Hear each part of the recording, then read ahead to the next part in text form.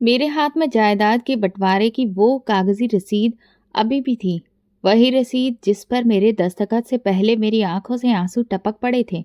मैंने वो दस्तखत किए थे, एक सुकून के साथ, एक पत्र के साथ। मेरा अपना छोटा भाई, जिसे मैं हमेशा ही अपने बच्चों की तरह चाहता था, आज अपने पैरों पर खड़ा हो जाएगा। और जब मैंने अपने हिस्से में से एक बड़ा हिस्सा उसकी दुकान के लिए उसके नाम कर दिया, तो उसने आंखों में नमी लिए हुए कहा, भैया, मैं आपका ये प्यार कभी भी नहीं भूलूंगा। मैंने उसके सिर पर हाथ रखकर कहा, हर्षित, अगर तू कामयाब हो जाएगा तो बस यही मेरी कमाई है। वो दिन शायद मेरी जिंदगी के बहुत ही खूबसूरत और बेहतरीन दिन थे। मैं खुद भी बहुत खुश था। मैंने जो कुछ बचाया उससे एक छोटी सी कपड़े की दुकान खोल ली थी। दुकान भले ही छोटी थी, मगर उम्मीदें बहुत बड़ी थीं। पत्नी ने कहा, इतना पैसा तुमने अपने भाई पर लगा दिया और अब खुद क्या करोगे?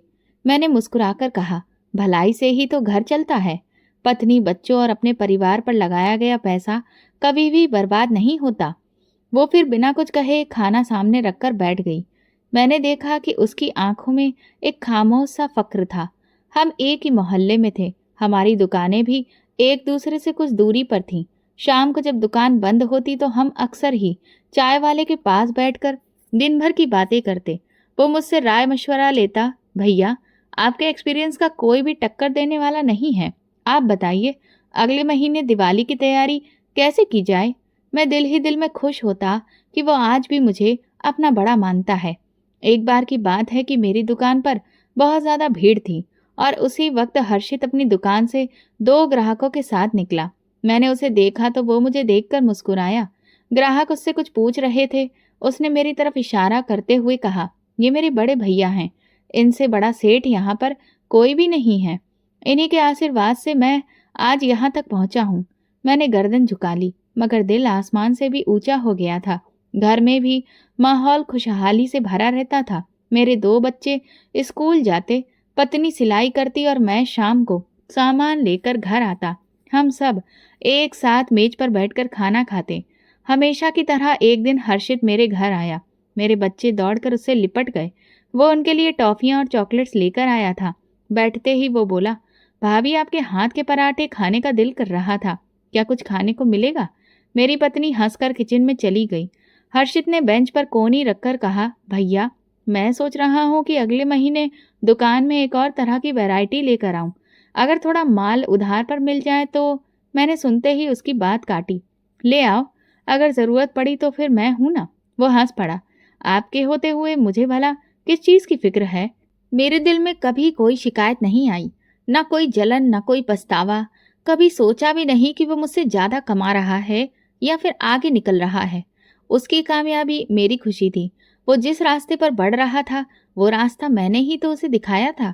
उसका हर कदम मेरे सब्र और मेरी प्रार्थना की बुनियाद पर उठ रहा था, और यही बात मुझे सुकून देती थी। लेकिन कहते हैं ना, जिंदगी कब एक जैसी चलती है, और रास्ते में आने वाला अगला मोड़ कौन सा होगा ये किसी को भी नहीं पता होता। एक दिन जब मैं अपनी दुकान पर पहुंचा और शटर ऊपर उठाया तो धुआं मेरे चेहरे से टकराया। आंखें कुछ पलों के लिए पूरी तरह से बंद हो गईं। अंदर कदम रखते ही ऐसा लगा जैसे किसी ने मेरे सीने पर बड़ा सा पत्थर रख दिया हो। दीवारें काली पड़ चुकी थीं, सारा फर्नीचर जला हुआ, कपड़ों के थान पूरी तरह राख में बदल चुके थे। मैं जैसे तैसे चलता हुआ काउंटर तक आया जहां मेरी कल तक की पूरी जमा पूंजी रखी रहती थी, मगर अब वहां सिर्फ राख बची थी और एक जली हुई किताब। मैं घुटनों के बल जमीन पर बैठ गया और हाथों में वो राख समेटने की कोशिश की, जैसे वो राख मेरी मेहनत को वापस से कोई शक्ल दे देगी। बाहर गली में कुछ लोग खड़े होकर चुपचाप तमाशा देख रहे थे। कोई आग लगने का कारण जानना चाहता था, कोई बस दिल बहलाने के लिए वहां आया था। शाम को मोहल्ले का एक लड़का आया और बोला, भाई, आपके छोटे भाई की दुकान पर तो बड़ी रौनक लगी हुई है। नया माल आया है, सेल लगी है। मैंने मुस्कुराकर सर हिलाया और कहा, हाँ, वो तरक्की कर रहा है, भगवान उसे बहुत कामयाबी दे। दिल में दर्द की एक लहर उठी, मगर मैं उसे छुपा गया। उसी वक्त मेरी पत्नी आई, हाथ में चाय का कप और चेहरे पर सवाल थे। हर्षित आया था? मैंने इनकार में सर हिला दिया, नहीं, शायद वो व्यस्त होगा। पत्नी ने धीमी आवाज में कहा, इतने बड़े नुकसान के बाद कम से कम उसे एक बार देखने तो आना चाहिए था ना। मैंने उसका हाथ पकड़कर जवाब दिया, हर्षित मेरा भाई है, और देखना, वो ज़रूर आएगा। कुछ वक्त उसे दे दो। दूसरे दिन मैं खुद हर्षित की दुकान पर चला गया। वो दुकान में ग्राहकों से घिरा हुआ था और उसका चेहरा चमक रहा था। हाथ में नया फ़ोन था, माहौल में बेहतरीन खुशबू। मैं एक तरफ होकर उसके फ्री होने का इंतज़ार करने लगा। जब उसके ग्राहक चले गए तो मैं पास जाकर बैठ गया। हर्षित, मुझसे ज़रा बात करनी है। वो मुझे देखकर चौंका। अरे भैया, आप आए हैं, सब ठीक तो है? मैंने थोड़ा सोचते हुए बात की। दुकान का सारा माल जल गया है और कुछ समझ में ही नहीं आ रहा। मुझे थोड़ी मदद की ज़रूरत है। वो एक लम्हे के लिए खामोश हो गया, फिर अपनी आंखें झुका ली और बोला, भैया हालत तो देखिए, सभी के बुरे चल रहे हैं। आप तो जानते ही हैं कि मेरे भी बीवी बच्चे हैं। मैं भी एक जिम्मेदार आदमी हूँ। अभी मेरे पास इतना पैसा नहीं है कि उधारी के नाम पर आपको कुछ भी दे सकूं। ये सुनते ही मेरे पैरों तले से जमीन निकल गई। मैं कुछ कह ही नहीं सका। कुछ देर खामोशी के बाद मैं सिर्फ इतना बोला, ठीक है, मैं तुमसे मांगने नहीं आया था, सिर्फ अपना दुख बांटने के लिए आया था। और फिर चुपचाप वापस मुड़ गया। रास्ते में मुझे वो रात याद आई जब हर्षित की शादी हुई थी और मैं अपने ससुराल से मिलने वाले जेवर बेचकर उसकी शादी का सारा खर्च निकाला था। मुझे वो दिन याद आया जब उसकी पहली दुकान पर पहला बोर्ड लगाने के लिए मैंने खुद कलम चलाकर उसका नाम लिखा था। ये यादें जैसे किसी साए की तरह मेरे साथ चलने लगी थीं। हर रोज दुकान के बाहर खड़ा होकर मैं गुजरती हुई गाड़ियों को गिनता रहता। शाम को कभी कोई पुराना ग्राहक आता तो पूछता, अरे भाई साहब, कारोबार बंद कर दिया है क्या? और मैं बस सर हिला देता, जी थोड़ी सी दिक्कतें हो गई हैं, कुछ दिनों में दोबारा से खोलूंगा। मैं अपने अंदर के दर्द को छुपाने के लिए ये कह देता, लेकिन मेरा दिल जानता था कि दोबारा कारोबार खोलने के लिए पास में कुछ बचा भी तो होना चाहिए। पत्नी ने एक दिन कहा, मैं ऐसा करती हूँ कि सिलाई सेंटर खोल लेती हूँ, जिससे शायद काम ज़्यादा मिलने लगे। लेकिन मैंने उसे मना कर दिया, नहीं, तुम बच्चों की देखभाल करो, अभी थोड़ा वक्त लगेगा, लेकिन सब कुछ संभल जाएगा। लेकिन दिल में एक कमज़ोरी सी जाग चुकी थी, वो कमज़ोरी जो सिर्फ अपनों की बेरुखी से पैदा होती है। एक दिन घर के बाहर बैठा था तो एक गाड़ी मेरे सामने आकर रुकी। हर्षित उसमें से उतरा। उसके हाथ में 2 बैग्स थे। ये देखकर मैं खुश हो गया। शायद वो कुछ मेरे लिए लेकर आया हो, या शायद वो अपनी बात पर शर्मिंदा हो। मगर वो बैग्स उठाकर सामने वाले घर की तरफ बढ़ गया। वहाँ किसी शादी का फंक्शन था। वो अंदर दाखिल हुआ और मैं चुपचाप अपनी खिड़की से उसे देखता रहा। वो मेहमानों से घिरा हुआ था, खूब हंसी मजाक कर रहा था। कभी खाना खाता तो कभी तस्वीर खिंचवाता, लेकिन उसने मेरी तरफ एक बार भी नजर उठाकर नहीं देखा। उसी रात पत्नी ने पूछा, क्या हर्षित आया था? मैंने खामोशी से हाँ में सर हिला दिया। वो कुछ देर तक मुझे देखती रही, फिर पूछा, तो फिर उसने कुछ कहा? मैंने नजरें चुरा ली। नहीं, वो बहुत व्यस्त था, शादी में जा रहा था। ये सुनकर पत्नी ने कुछ भी नहीं कहा, बस चूल्हे की आंच तेज कर दी। कई दिन गुजरे और मेरे अंदर धीरे धीरे खामोशी पकड़ने लगी थी। पहले मैं हर सुबह उम्मीद से उठता था और अब सिर्फ मजबूरी से उठता हूँ। एक दिन बाजार गया कि शायद कोई काम मिल जाए, मगर सब दुकानदारों के पास पहले से ही काम करने वाले लोग थे। एक दिन एक ने हंसकर कहा, अरे भाई साहब, आप तो मालिक थे और अब नौकरी की बात कर रहे हैं। मैं हंस दिया। मालिक तो अब मैं सिर्फ नाम का रह गया हूँ। हर्षित ने फिर कभी भी पलट कर नहीं पूछा। उसकी दुकान में माल बढ़ता गया, ग्राहकों की लाइन लगती गई। उसके बच्चे नए कपड़ों में स्कूल जाते और मैं रोज अपने बच्चों को पुराने जूते पहनाकर स्कूल भेजता। पत्नी कभी चुपचाप शाम को हाथ में तकिया रखकर रोती थी और मैं उसे दिलासा देता, भगवान है ना, वो सब कुछ देख रहा है। सुबह की वो ठंडी हवा आज भी मुझे याद है, जब मैंने अपनी दुकान की राख पर आखिरी बार नजर डाली थी और दिल को ये कहकर समझाया था, बस जीना है, किसी न किसी तरह से तो जीना ही है। इसी उम्मीद के सहारे मैंने मोहल्ले की एक और दुकान पर काम करने के लिए अर्जी भर दी। दुकान भले ही छोटी थी, तनख्वाह भी मामूली थी, मगर कम से कम इज्जत तो बची हुई थी। दुकान का मालिक संतोष शर्मा नियम का पक्का और सख्त मिजाज, लेकिन इंसाफ पसंद इंसान था। उसने कहा, काम ईमानदारी से करना, मैं तुम्हें कभी भी खाली हाथ नहीं भेजूंगा। मैंने झुकी हुई नजरों से कहा, संतोष साहब, अब काम ही मेरी इज्जत का एकमात्र सहारा है। दिल लगाकर काम करूंगा। दिन भर अपने काम का साथ निभाता और शाम को थका हारा घर आता। पत्नी मेरे लिए पानी का जग रखती और बच्चे दौड़कर मेरा हाथ पकड़ लेते। कुछ महीने ऐसे ही गुजरे। जिंदगी एक ठहराव में दाखिल हो गई थी। एक खामोशी, एक रूटीन जिसमें ना कोई ज्यादा खुशी थी और ना ही कोई शिकायत। मगर फिर एक दिन जब मैं दुकान की सीढ़ी पर चढ़कर ऊपर सामान निकाल रहा था तो मेरा पांव अचानक फिसला और मैं जमीन पर गिर गया।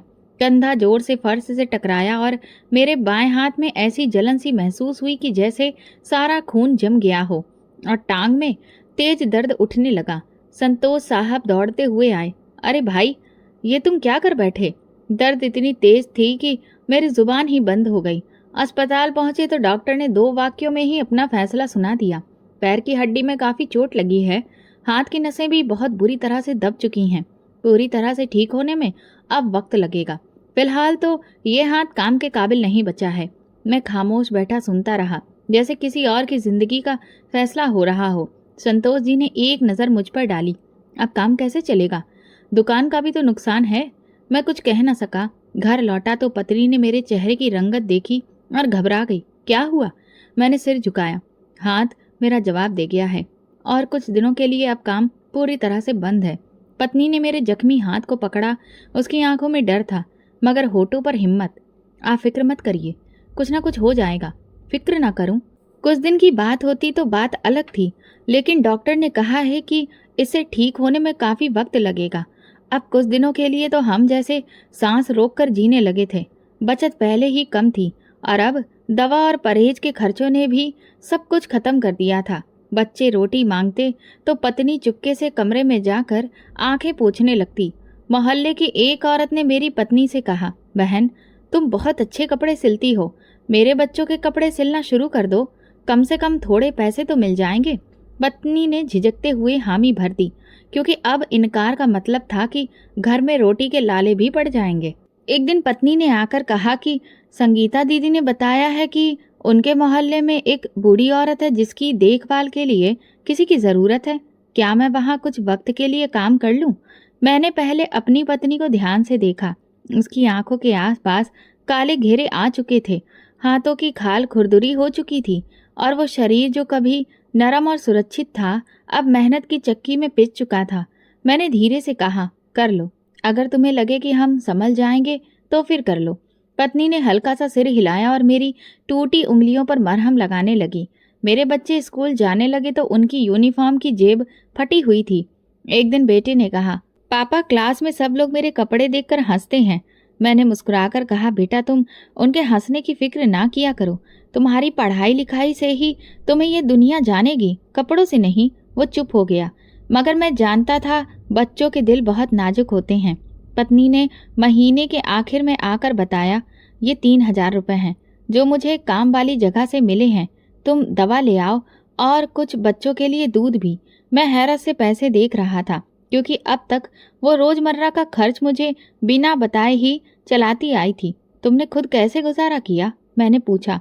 वो खामोश हो गई। कुछ लम्हों के बाद बोली, मैं खुद कम खा लेती हूँ लेकिन बच्चों को कुछ नहीं होने देती। एक रात मेरे बेटे ने आकर मुझसे कहा, पापा, चाचा के यहाँ पर नए खिलौने आए हैं, क्या मैं जाकर देख आऊं? मैंने उसे इजाजत दी, लेकिन दिल में कांटे चुभे हुए थे। कुछ देर बाद वापस लौटकर वो आया तो हाथ में टूटी हुई गाड़ी थी। मैंने पूछा, ये कहाँ से आई? उसने कहा, चाचा के बच्चे ने दी है, कहा है कि तुम्हारे पास तो कुछ होता नहीं है, इसलिए इसे ले जाओ। मैं बच्चों को गले से लगा लिया, पर मेरी आंखों से आंसू निकलने लगे। उसने कहा, पापा, क्या मैं कभी नया खिलौना नहीं ले सकूंगा? मैं झूठ बोलकर जवाब दिया, बस तुम भगवान से प्रार्थना करो कि जल्दी ही मैं सब कुछ ठीक कर लूं, फिर मैं तुम्हें सब दूंगा। शाम को मैं छत पर बैठा था। आसमान पर चमकते तारे थे और नीचे मेरी दुनिया अंधेरे में डूबी हुई थी। मैंने ना कोई फरियाद की, ना शिकायत, बस दिल में एक सवाल था, भगवान तो मुझे आजमा रहा है, लेकिन सच कहता हूँ अब मुझ में इतनी हिम्मत नहीं है। लेकिन जो भी हो, फिर भी मैं अगली सुबह उठा, क्योंकि मेरे अंदर वो चीज़ अभी भी जिंदा थी, उम्मीद, और शायद वही मेरी आखिरी पूंजी थी। मोहल्ले की गली में आज फिर वही पुराना शोर उठ रहा था, जैसे दुनिया अपनी रफ्तार में बेपरवाह चलती जा रही थी और मेरे जैसे लोग बस एक तरफ दीवार से लगे हुए सांस लेते रहते हों। मैं दरवाजे के पास रखे पुराने तख्त पर बैठा था, वही तख्त जो कई बार टूटा, कई बार उसकी मरम्मत हुई, बिल्कुल मेरी जिंदगी की तरह। पत्नी अंदर चूल्हे पर चाय चढ़ाकर बैठी थी। दूध कम था, पानी ज्यादा, मगर जायका फिर भी हम दिल से महसूस करते थे। मेरे बेटे अभिनव ने धीरे से कहा, पापा, गली वाले राधे शंकर की बेटी ने कहा है कि उनके घर सब्जी बच गई है, क्या हम ले आएं? मैंने बच्चों के सर पर हाथ रखकर कहा, ले आओ बेटा, अगर वो दे रहे हैं तो भगवान की तरफ से ये उपहार समझ लो। पापा, हम हर बार दूसरों के यहाँ का बचा हुआ ही क्यों खाते हैं? उसका सवाल मेरे दिल में कहीं चुभ गया, मगर मैंने होठों पर मुस्कुराहट सजाई। बेटा, जो भी खाने को मिले वो भगवान का आशीर्वाद होता है, मांगने में शर्म नहीं, छीनने में होती है। वो रात हमने एक बारात में बची हुई सब्जी से सूखी रोटी नरम करके खाई। अभिनव और छोटी बेटी पूजा ने खाने के बाद भगवान को धन्यवाद दिया, बिल्कुल वैसे ही जैसे मैंने उन्हें सिखाया था। पत्नी ने खामोशी से बर्तन समेटे और कमरे के कोने में बैठ गई। शायद सोच रही हो कि कल का नाश्ता कैसे बनेगा। मैं उनकी तरफ देखकर बोला, तुम लोग फिक्र मत करो, शायद कल कोई दरवाजा खुल जाए। उसने धीरे से कहा, अब दरवाजे कम, दीवारें ज्यादा दिखाई देती हैं। अगले दिन हर्षित आया। वह हमेशा की तरह गाड़ी से उतरा। उसके जूते चमक रहे थे, महंगा सूट पहने था और हाथ में मोबाइल था। मेरी पत्नी ने धीरे से मुझे कंधा हिलाकर कहा, लगता है भैया आए हैं, शायद कुछ मदद ही कर दें। मैं दरवाजे पर गया तो हर्षित ने मुस्कुराते हुए कहा, कैसे हैं भैया? मैंने कहा, ठीक हूँ, बस जैसे भी है जिंदा हैं। ये रख लीजिए, शायद कुछ काम आ जाए। उसने 500 रुपये पकड़ाए। और हाँ, कोशिश करिए कोई मजदूरी वगैरह पकड़ने की, सारा दिन बैठे रहने से कुछ भी हासिल नहीं होगा। मैंने कुछ नहीं कहा, बस वो एक नोट जेब में रख लिया और दरवाज़ा खोलकर उसे विदा कर दिया। पत्नी ने पूछा, क्या कुछ कहा उन्होंने? मैंने सिर झटका, बस वही मामूली बातें और कुछ रुपए दिए। पत्नी कुछ कहे बिना किचन में चली गई। रात को मैंने सोचा कि शायद मुझे कोई छोटा सा काम मिल सकता है जो बैठकर किया जा सकता है।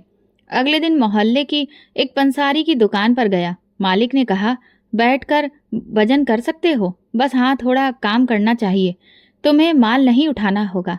मैंने कहा, हाथ का तो पता नहीं मगर मैं कोशिश कर सकता हूँ। उसने हंसते हुए कहा, देख लो, अगर एक हफ्ता भी चल गया तो कुछ किराया दे दिया करेंगे। वो मेरे लिए एक उम्मीद थी, भले ही छोटी सी मगर जीने की उम्मीद। पहला दिन बड़ा मुश्किल था, हाथ कांपने लगते थे, तराजू के पलड़े बार बार गलत हो जाते थे, मगर मैंने हार नहीं मानी। शाम को वो मालिक आया और बोला, चलो आज के 200 रुपये ले जाओ, कल फिर आ जाना। मैंने पैसे लिए तो लग रहा था कि जैसे कोई खजाना हाथ लग गया हो। घर आकर पत्नी को दिए तो उसने मेरी तरफ देखा, फिर धीरे से बोली, तुम सच में हाथों से नहीं हिम्मत से काम करते हो। अब इसी तरह से वक्त गुजरने लगा, जैसे कोई पुराना पंखा हो जो चल तो रहा हो मगर धीमी धीमी आवाज के साथ। कभी कुछ दिन काम मिलता तो कभी दुकान बंद रहती। एक दिन हर्षित फिर आया। उसने गाड़ी से उतरकर मुझे देखा और कहा, अच्छा तो आप अब वजन भी उठाने लगे हैं? मैंने कहा, हाथ नहीं चलता तो दिमाग चला रहा हूँ। वो हंसने लगा, दिमाग से तो कारोबार नहीं चलते, खैर आपकी मर्जी। उसके जाने के बाद मालिक ने कहा, वो तुम्हारा भाई है, बड़ा अमीर लगता है, फिर तुम यहाँ पर क्यों हो? मैंने कहा, रिश्ता खून का है, कारोबार का नहीं। वो सर हिलाकर चुप हो गया। सुबह का वक्त था, परिंदे चहचहा रहे थे और आसमान पर हल्की रोशनी फैल रही थी, मगर मेरे कमरे में अंधेरा छाया हुआ था। पत्नी तेजी से तैयार हो रही थी। मैंने करवट ली और धीरे से पूछा, कहाँ जा रही हो तुम इतनी सुबह? उसने मेरे पैरों पर चादर उड़ाते हुए कहा, एक घर में सफाई का काम मिल गया है, वक्त पर पहुंचना होगा वरना निकाल दी जाऊंगी। मैं कुछ कहना चाहता था लेकिन शब्द गले में ही फंस गए। वो बाहर निकल गई और दरवाजा बंद होते ही कमरे में जैसे खामोशी ने डेरा जमा लिया। मोहल्ले की गलियां जाग चुकी थीं। कुछ लोग चाय के होटल पर बैठे थे, कुछ अखबार पढ़ रहे थे, कुछ घरों के सामने पानी छिड़क रहे थे। मेरी आंख उस वक्त उस तरफ गई जहां कभी हर्षित की मोटरसाइकिल खड़ी होती थी, फिर नई गाड़ी, और अब महीनों से कुछ भी नहीं देखा, ना उसका आना ना उसकी कोई खैर खबर।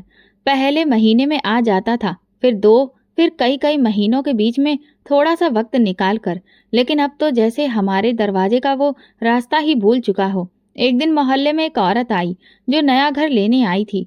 मेरी पत्नी उसके लिए चाय बनाने गई। वो औरत आंगन में बैठी हुई कहने लगी, ये घर तो बड़ा ही साधारण है, लेकिन यहाँ के लोगों में अजीब सा सुकून है। मैंने उसकी तरफ देखा और कहा, सुकून हमें चीजों से नहीं रिश्तों से मिलता है, और कभी कभी वो रिश्ते भी खामोश हो जाते हैं। उसने हैरानी से पूछा, क्या मतलब है?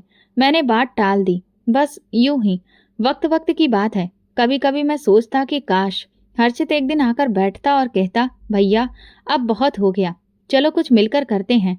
लेकिन वो बस ख्याल ही रह गया। मेरे मन में उसका आखिरी चेहरा अब बहुत धुंधला होता जा रहा था।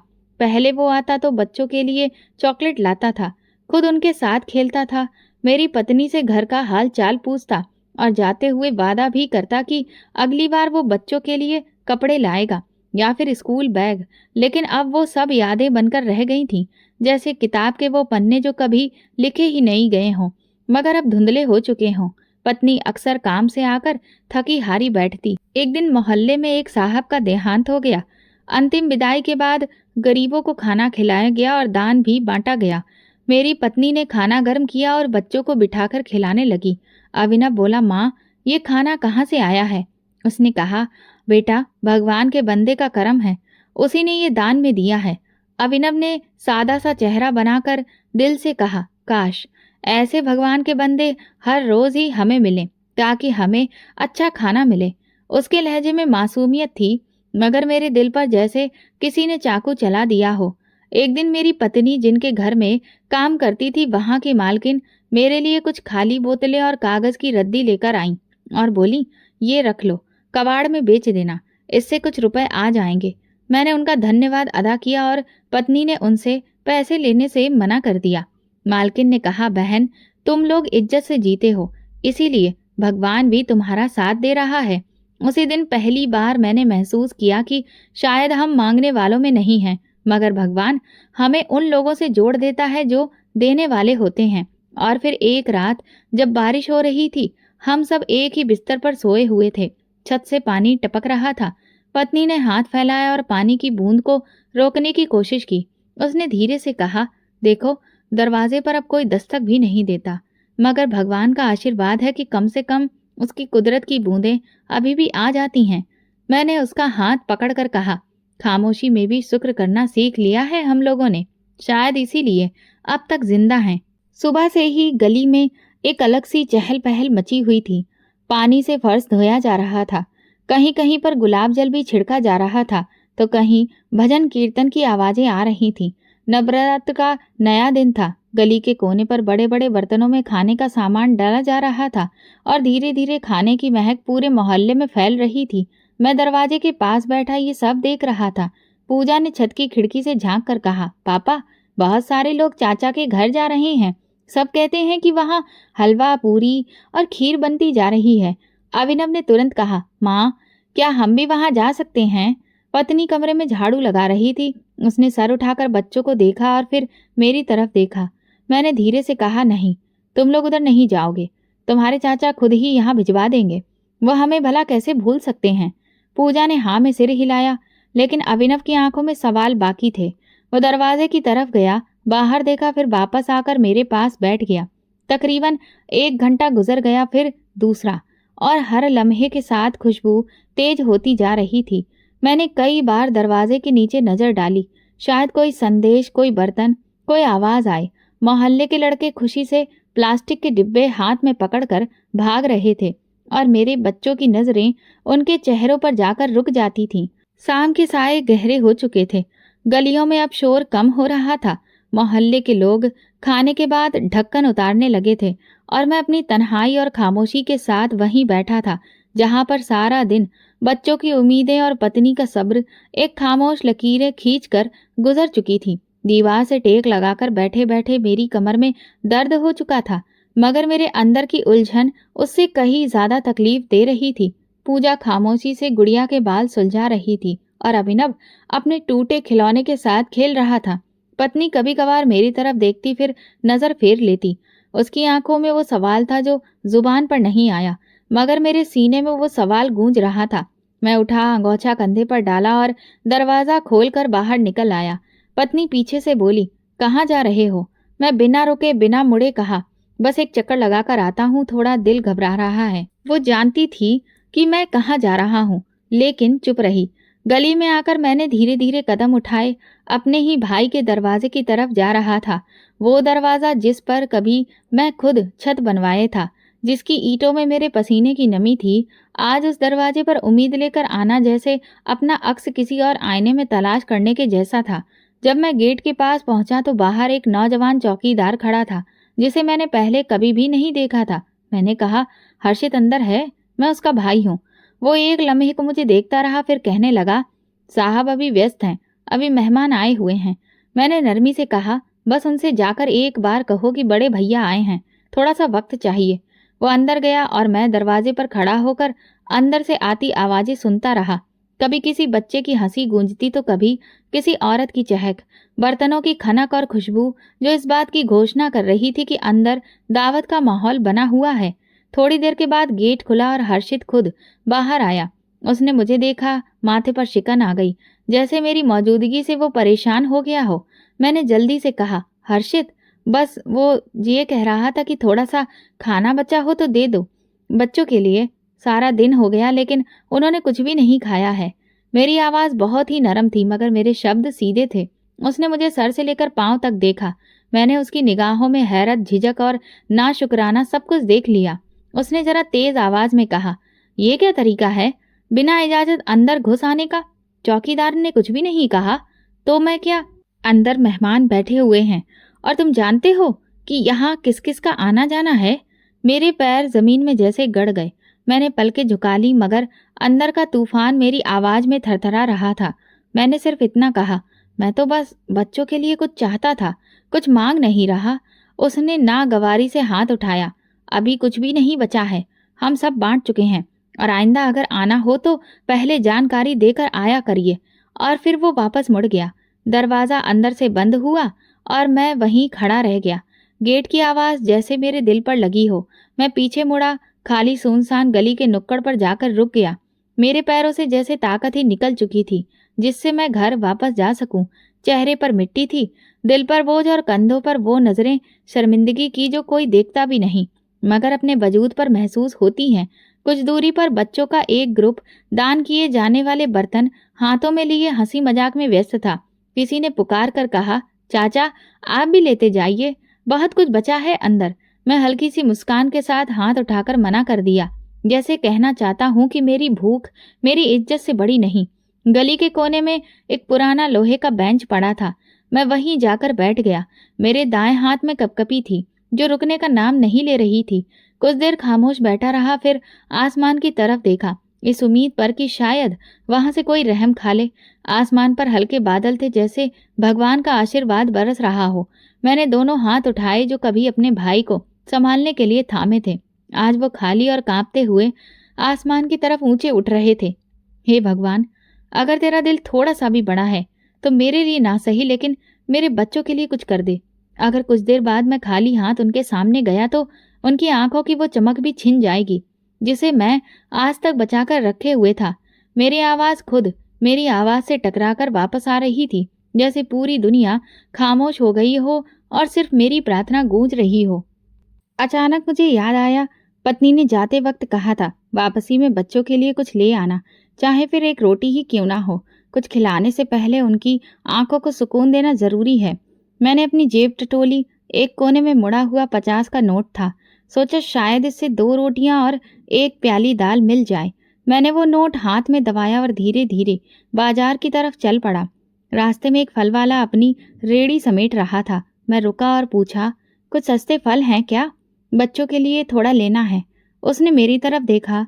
उसकी नज़र फटे जूते, मैले कुर्ते और खाली थैले पर पड़ी जो मैंने अपने कंधे पर लटकाया हुआ था।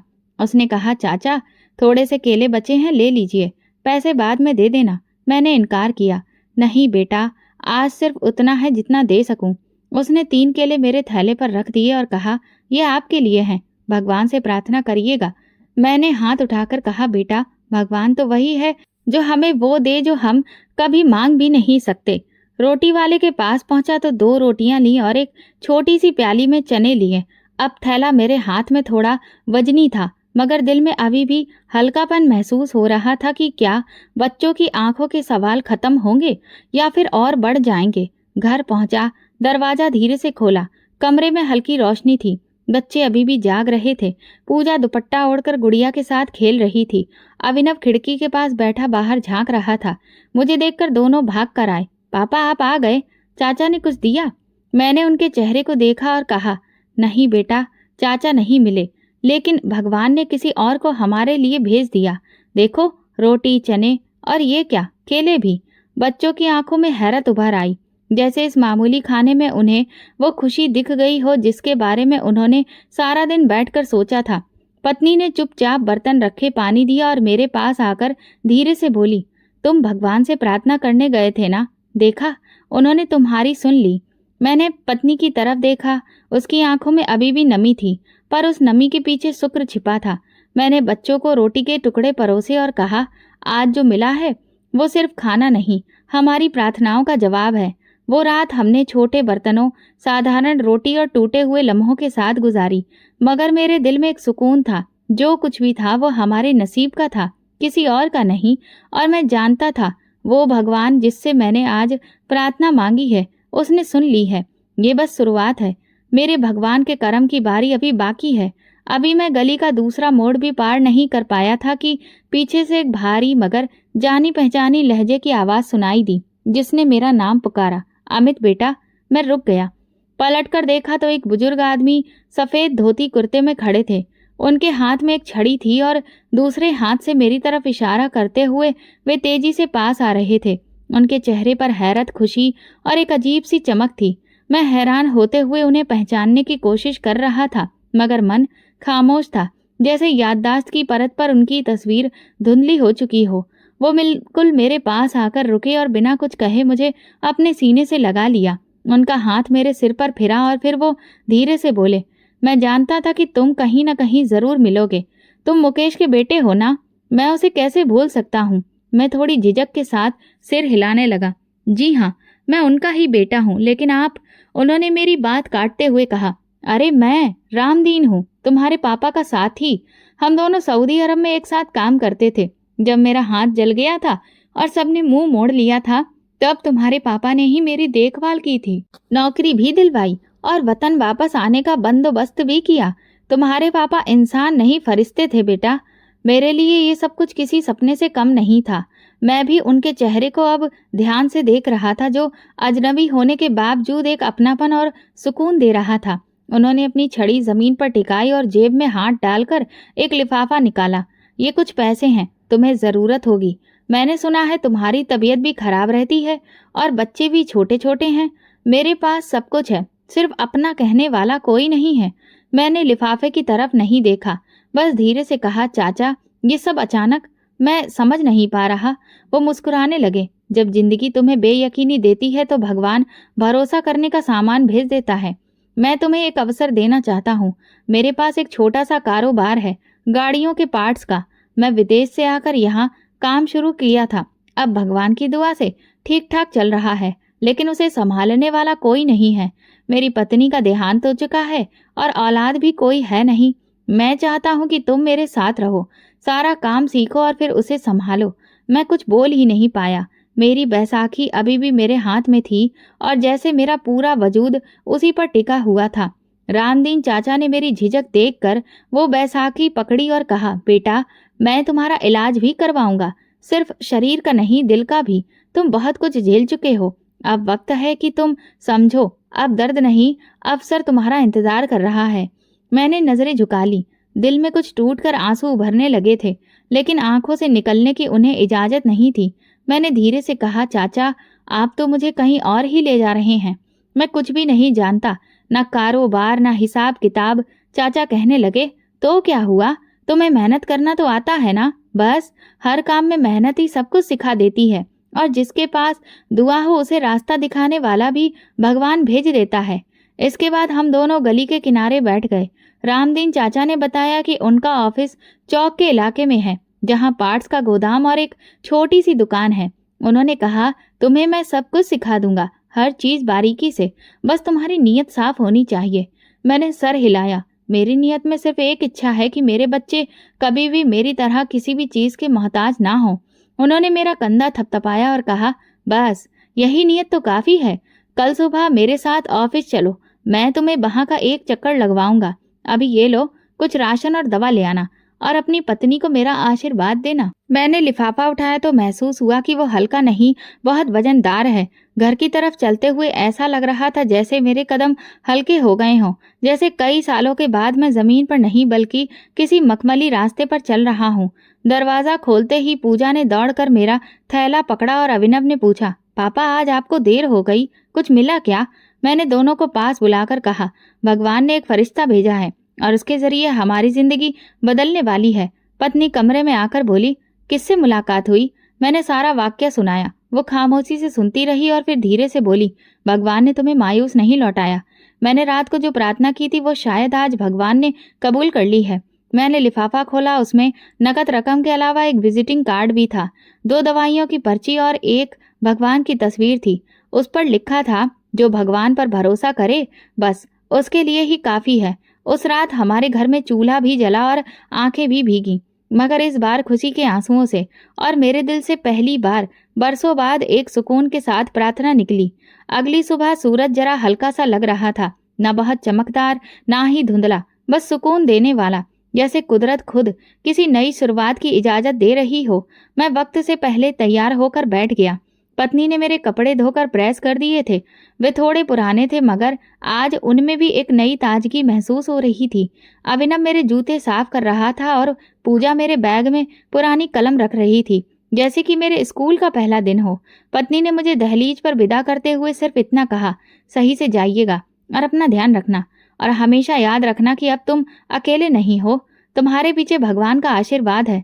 रामदीन चाचा वक्त पर अपनी गाड़ी लेकर आए। जब मैं गाड़ी में बैठा तो पहली बार मेरे दिल ने किसी सवारी में बहुत सुकून सा महसूस किया। रास्ते में उन्होंने बताया, ये कारोबार मैंने 10 साल पहले शुरू किया था। पहले एक छोटी सी जगह थी, अब 3 गोदाम हैं, लेकिन हमेशा एक बात की कमी रही, भरोसे के काबिल कोई इंसान, और आज मैं चाहता हूँ कि वो कमी खत्म हो। मैं थोड़ा रुककर बोला, चाचा मुझे आप पर पूरा भरोसा है, लेकिन मैं सिर्फ ये कहना चाहता हूँ कि मैं अभी सीखने वाला हूँ, मुझे ज़्यादा जानकारी नहीं है, इसीलिए कोई बड़ी जिम्मेदारी नहीं ले सकता। उन्होंने मुस्कुराकर कहा, बेटा सीखने वाले ही तो सबसे बेहतर होते हैं, जो पहले से सब कुछ जानते हैं वे कुछ नया नहीं सीखते। हम चौक के पास एक शांत इलाके में पहुंचे। वहां 1-2 मंजिला बिल्डिंग बनी थी, नीचे शोरूम और साथ ही एक गोदाम। अंदर दाखिल हुए तो 3 कर्मचारी व्यस्त थे। एक रसीद लिख रहा था, दूसरा पार्सल बना बनाकर दे रहा था और तीसरा किसी ग्राहक से बात कर रहा था। रामदीन चाचा ने सबको मेरे बारे में बताया। ये अमित है, मेरे साथ काम करेंगे, इनसे सीखना भी है और इनकी इज्जत भी करनी है। दिन की शुरुआत साधारण मगर जरूरी कामों से हुई। मैंने रसीद चेक की, पार्ट्स की लिस्ट देखी, स्टॉक के बारे में जानकारी ली। ये सब कुछ मेरे लिए नया था, लेकिन अंदर से कुछ कह रहा था, यही मेरा रास्ता है। चाचा वक्त वक्त पर मेरे कंधे पर हाथ रखते और कहते, अमित ये देखो, ये क्लच प्लेट है और ये इसका वेरिएंट, याद रखो हर पार्ट की एक उम्र होती है, जैसे इंसान की। अगर इसकी ठीक से देखभाल करो तो ये देर तक साथ देता है। दोपहर को ऑफिस में साधारण खाना खाया, 2 रोटियां, 1 सब्जी और दही। चाचा ने मेरे साथ ही खाया, बराबर बैठकर, जैसे कि कोई फर्क ही ना हो। मैंने पूछा, आप तो मालिक हैं, आपके ऑफिस में खाने का अलग इंतजाम होना चाहिए।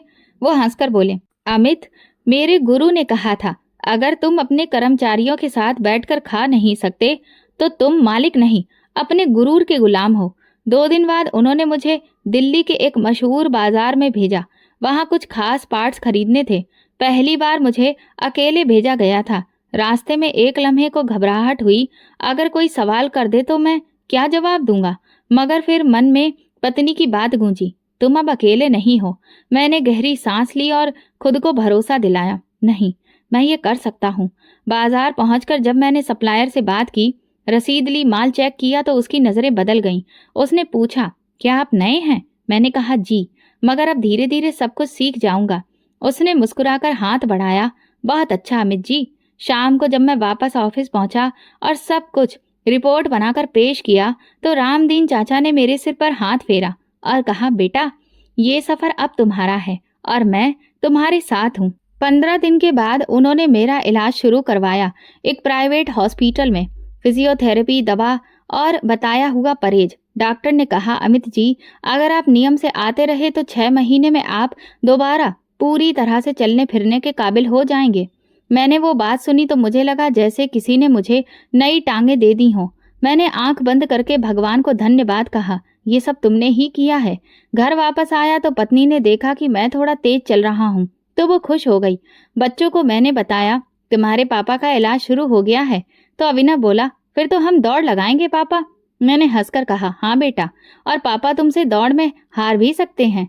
वो रात हमने हंसी में गुजारी, रोशनी के साथ, उम्मीद के साथ। पत्नी ने खाने में सबके लिए कुछ खास बनाया। अविनव भगवान को धन्यवाद देते हुए बोला, भगवान जी, पापा को जल्दी ठीक कर देना, हमें उनके साथ घूमने जाना है। मैं उस वक्त खामोश रहा, सिर्फ सबको देखता रहा। दिल में सोचता रहा, ये सब कुछ मुमकिन हुआ सिर्फ एक पुरानी प्रार्थना, एक अजनबी का भरोसा और मेरे भगवान की रहमत से। अगले दिन रामदीन चाचा ने मेरे हाथ में ऑफिस की अलमारी की चाबी दी। बोले, ये तुम्हारी है, इसमें रोजमर्रा के कागजात होंगे और कल से ही तुम इनका हिसाब रखोगे। अब तो मेरे पार्टनर हो, सिर्फ तनख्वाह लेने वाले नहीं। मैंने वो चाबी हाथ में ली और महसूस किया कि अब मेरे हाथ खाली नहीं, और मैं सिर्फ एक इंसान नहीं, अब भरोसा हूँ, रोजी रोटी हूँ और एक नई सुबह का वादा हूँ। मेरी जिंदगी अब एक नई रूटीन पर चलने लगी थी। कारोबार धीरे धीरे तरक्की की ओर बढ़ रहा था, जैसे कि सब कुछ संभलने लगा था। बच्चों के चेहरे पर वो भरोसा वापस आ चुका था जो बरसों से मिट चुका था। रामदीन चाचा मुझे हफ्ते में एक बार गोदाम की निगरानी के लिए शहर के दूसरे हिस्से में भेजते थे और हर जगह लोग मुझे अब सर कहकर बुलाया करते थे। लेकिन एक दिन ऐसा आया जब गोदाम से वापसी पर सड़क के किनारे एक बैनर नजर आया, Harshit and company shut down sale. मेरी सांस एक लम्हे को रुक गई। मैं रुक कर देखने लगा। शीशे की दुकान के बाहर दो नौजवान माल लोड कर रहे थे। वही दुकान जिसका फर्श मैंने खुद पॉलिश करवाया था, आज बंद हो रही थी। मैंने एक लड़के से पूछा, ये दुकान बंद क्यों हो रही है? उसने लापरवाही से कहा, कुछ महीनों से किराया नहीं दिया गया, मालिक ने कब्जा वापस ले लिया। मेरी समझ में सब कुछ आने लगा था। कुछ हफ्ते पहले रामदीन चाचा ने बताया था कि शहर में कुछ कारोबारी पैसे और लोन के झांसे में फंसे हैं और एक खास ग्रुप ने लोगों से झूठे प्रॉफिट के नाम पर लाखों रुपए खींच लिए हैं। आज समझ आया कि वही लोग थे जिनके साथ हर्षित ने मेल जोल बढ़ा रखा था। शाम को घर आते हुए मैंने सोचा, हर्षित कहाँ होगा? क्या वो अभी भी उन्हीं लोगों के साथ है? क्या उसे खबर है कि वो किन हाथों में खेल रहा था? अगले दिन मैंने कारोबार से जल्दी छुट्टी ली और अपने पुराने मोहल्ले की तरफ चल पड़ा। गली में खामोशी थी, वो शोर, वो चमक, वो गाड़ियां, सब गायब थे। हर्षित का घर बंद नहीं था मगर वीरान लग रहा था। मैंने दरवाजा बजाया। काफी देर बाद दरवाजा खुला और हर्षित खुद सामने आया। वही चेहरा, लेकिन अब आंखों के नीचे हल्के काले घेरे थे, बाल बिखरे हुए, कमीज अजीब सी अस्त व्यस्त। मुझे देखकर वो एक लम्हे को रुका, जैसे याद करने की कोशिश कर रहा हो कि मैं कौन हूँ। मैंने कहा, हर्षित, मैं अमित हूँ। उसकी आंखें नम होने लगी, लेकिन वो अपने दुख को काबू कर गया। आइए अंदर। मैं अंदर गया तो घर की हर चीज बिखरी हुई थी। सोफे पर कपड़े, मेज पर बिना पढ़े हुए कागज और किचन से जलते हुए आटे की बू आ रही थी। मैंने नरमी से पूछा, क्या हुआ? वो थोड़ी देर चुप रहा, फिर धीरे से बोला, सब खत्म हो गया भैया। जिन पर भरोसा किया था वही धोखेबाज निकल गए। जिनके साथ उठना बैठना था वही हंसी मजाक में सब कुछ ले गए। मैंने उसके कंधे पर हाथ रखा। कर्जा हो गया? उसने सर हिलाया। कर्जा, बैंक, 2 प्राइवेट फाइनेंसर और एक दुकान का किराया, सब कुछ दबाव में है। मैं थोड़ी देर के लिए आंखें बंद की और सिर्फ इतना कहा, अब पछताने का वक्त नहीं है, संभलने का वक्त है। अगर तुम चाहो तो मैं रामदीन चाचा से बात कर सकता हूँ। वो चौंक गया। तुम मेरे लिए? इतने साल बाद? मैं मुस्कुराकर बोला, रिश्ते वक्त से नहीं, दिल से जुड़ते हैं। हर्षित को मैंने अगले हफ्ते ऑफिस बुलाया। रामदीन चाचा ने थोड़ी हैरत से देखा, मगर मेरी बात पर उन्होंने तुरंत हामी भर दी कि हर्षित भी 1 हफ्ते के लिए बाद और ट्रेनिंग के लिए हमारे साथ काम करेगा। पहले दिन वो हिचकिचाया, नजरें चुराई, फाइलें उलट पुलट की, लेकिन मैंने उसे अकेला नहीं छोड़ा। दोपहर के वक्त जब हम एक सप्लायर के पास बैठे थे, हर्षित ने कहा, तुम्हारे साथ बैठकर मुझे लगता है जैसे सब कुछ दोबारा मुमकिन है। मैंने जवाब दिया, मुमकिन हमेशा होता है, बस हम खुद यकीन छोड़कर बैठ जाते हैं। घर वापस आकर मैंने बच्चों को बताया कि चाचा आज मेरे साथ ऑफिस गए थे। पूजा ने खुश होकर कहा, अब हम उनके घर जा सकते हैं? पत्नी ने धीरे से पूछा, क्या सच में? मैंने कहा, वो वापस आ रहा है। वो जो कभी था शायद वैसा ना हो, मगर शायद उससे बेहतर हो। हफ्ता गुजर गया। हर्षित ने अपनी जिम्मेदारी अच्छे से निभाई। रामदीन चाचा ने कहा, अमित, अगर ये आदमी तुम्हारे जैसा बन जाए तो मैं इसे भी रख लूंगा। मैंने कहा, चाचा ये पहले मेरा भाई है, बाद में कर्मचारी। कुछ दिनों के बाद मैंने हर्षित को एक छोटे प्रोजेक्ट का इंचार्ज बनाया। पार्ट्स की एक खास खेप बैंगलोर भेजी जानी थी। उसने सारी तैयारियां खुद की, खुद लिस्ट बनाई, कीमतों का हिसाब किया और पहली बार अपने काम पर गर्व महसूस किया। जब माल वक्त पर पहुंचा तो सप्लायर ने रामदीन चाचा को फोन करके तारीफ की। चाचा ने मेरी तरफ देखकर कहा, लगता है खून को पहचानने की तुम्हारी सहूलियत अभी भी जिंदा है। हर्षित रोज मेरे साथ खाना खाता, ऑफिस में सबसे नरम लहजे में बात करता और कभी कभी चुपके से मेरे बच्चों के लिए कुछ ले आता। एक दिन अभिनव बोला, पापा चाचा ने आज मुझे नई चप्पल दिलाई है। मैंने मुस्कुराकर पत्नी की तरफ देखा। पुराना रिश्ता शायद नया हो रहा है, लेकिन मैं जानता था कि इस रिश्ते में अभी बहुत कुछ छुपा है, बहुत सी बातें अनकही हैं।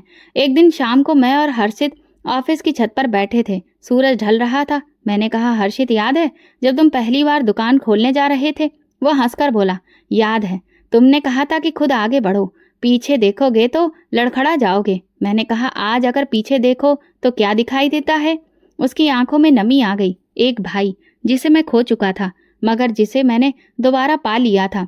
मैंने कुछ भी नहीं कहा, बस उसके कंधे पर हाथ रखा और आसमान की तरफ देखने लगा। वही आसमान जो हर बार गवाह बनता है। मैं जानता था जख्म अब ढक लिए गए हैं, सिर्फ निशान रह गए हैं। अगर अब वही निशान रास्ता दिखाएंगे, क्योंकि खून आखिर खून ही होता है, और रिश्ते वो तो साए की तरह होते हैं, कभी कमजोर पड़ जाते हैं मगर धूप जाते ही साथ चलने लगते हैं, खामोशी से, बर्दाश्त से और मोहब्बत से। तो दोस्तों, अगर आपको हमारी कहानी पसंद आई हो तो कमेंट करके ज़रूर बताएं। वीडियो को लाइक करें और ज़्यादा से ज़्यादा शेयर करें।